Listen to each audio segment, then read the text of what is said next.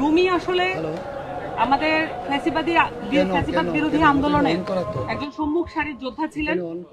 উনি নতুন বাংলাদেশ গড়ার লক্ষ্যে এনসিপিতে কাজ করতে এসেছিলেন। রুমির যে তার মরদেহ উদ্ধার এবং তাকে যে অবস্থা আমরা দেখতে পেয়েছি, এটাকে এনসিপির জায়গা থেকে, জুলাইয়ের সম্মুখ সারির যোদ্ধার জায়গা থেকে আমরা স্বাভাবিকভাবে নিতে পারছি না। আমরা কিছুদিন আগে শরীফ ওসমান হাদি, যিনি ঢাকা ৮-এর একজন প্রার্থী ছিলেন, শুধু তাই না, বাংলাদেশের ফ্যাসিবাদ বিরোধী এবং আধিপত্যবাদ বিরোধী লড়াইয়ের একজন অন্যতম নেতা ছিলেন। তিনি আমাদের মধ্যে বীর হিসেবে অবস্থান করছেন এই মুহূর্তে। আমরা তার সুস্থতা কামনা করে আল্লাহর কাছে ফরিয়াদ করছি।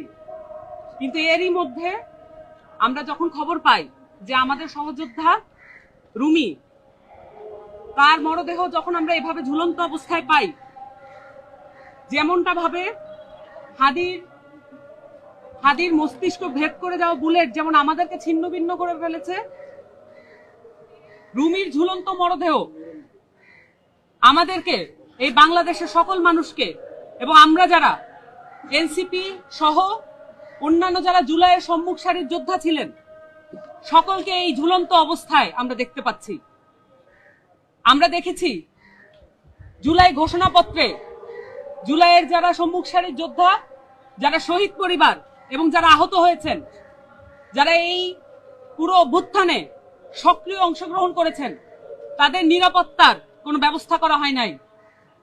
আমরা এও দেখেছি জুলাই সনদ এবং সংস্কার নিয়ে দিনকে দিন আলাপ কমিয়ে দেওয়া হচ্ছে।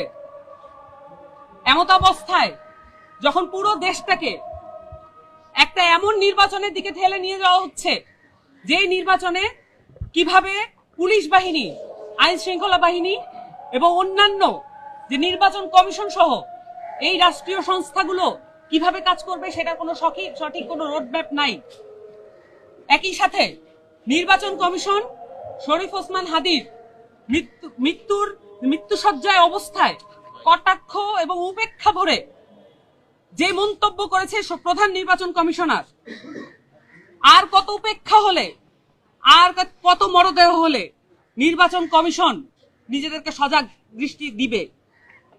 আমরা বারংবার বলে এসেছি এনসিপির জায়গা থেকে, পূর্ববর্তীতে আমাদের যে শাপলা কলি না শাপলা, এই বিষয়ে যখন আলোচনাগুলো চলছিল, আমাদের আলাপগুলো কখনোই নির্বাচন কমিশনের